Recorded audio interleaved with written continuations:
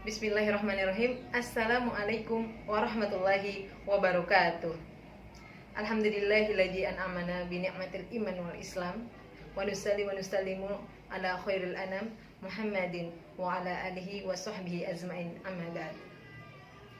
Yang saya hormati Bapak Arif Nasrullah, LC Umhum, selaku dosen pengampu mata kuliah Pendidikan Agama Islam, dan teman-teman yang saya banggakan. Izinkan saya memperkenalkan diri terlebih dahulu. Saya Ilen Marliani dengan nomor induk mahasiswa A1C020103. Kelas C dengan program studi S1 Akuntansi Fakultas Ekonomi dan Bisnis Universitas Mataram. Di sini saya akan menyampaikan kultum dengan tema Islam dan Literasi Baru. Adapun judul yang saya ambil dari tema ini yaitu pentingnya literasi dan pentingnya ilmu pengetahuan. Literasi memiliki kedudukan penting sebab literasi merupakan sebagian dari pendidikan dan atau aktivitas menuntut ilmu. Karena menuntut ilmu merupakan kewajiban bagi setiap orang, baik laki-laki maupun perempuan.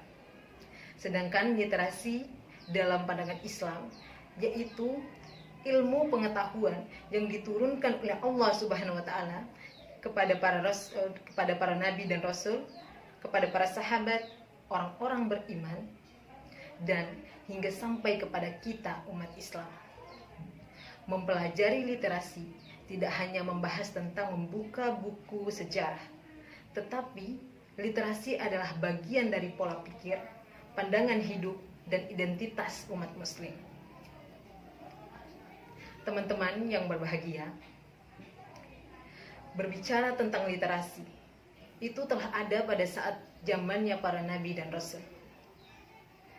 Sejarah literasi Islam telah dimulai dan diajarkan oleh nabi dan rasul sebagai utusan Allah Subhanahu wa taala untuk mengajarkan dan sebagai petunjuk kebenaran kepada umatnya. Nah, manusia pertama Nabi Adam alaihissalam dan istrinya Hawa telah diberikan ilmu pengetahuan oleh Allah Subhanahu wa taala agar apa? Agar disebarkan kepada anak dan keturunannya.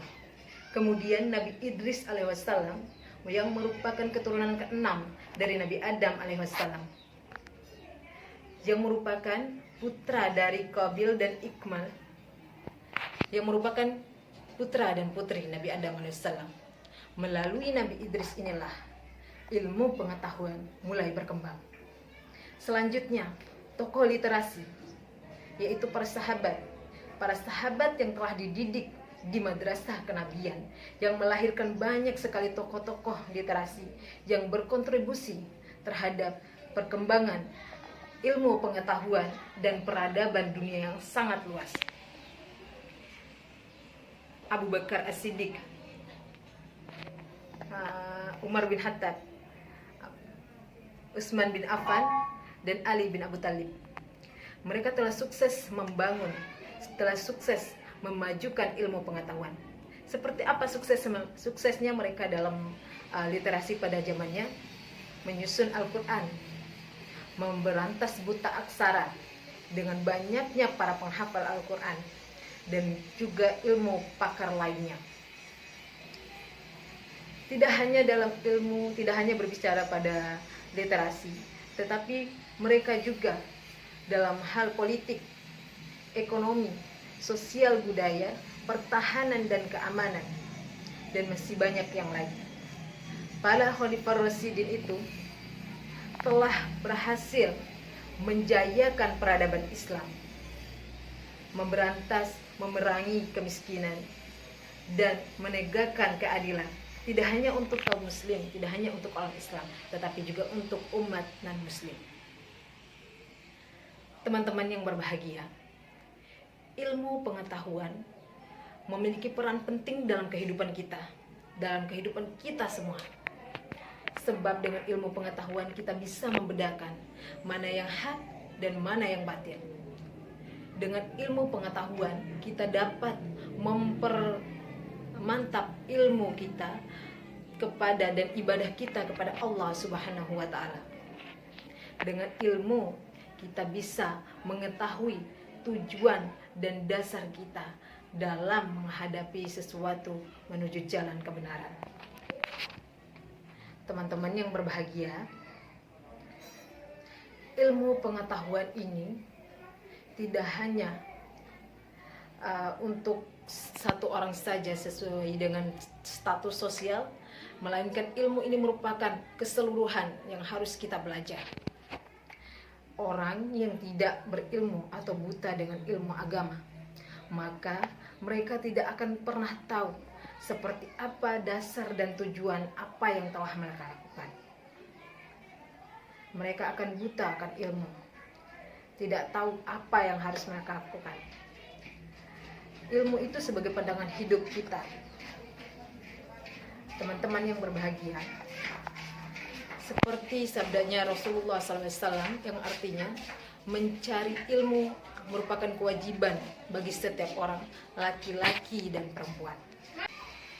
Apabila kita ingin mendapatkan ilmu, tidak hanya berbicara dengan ilmu saja, tetapi ada adab yang perlu kita perhatikan.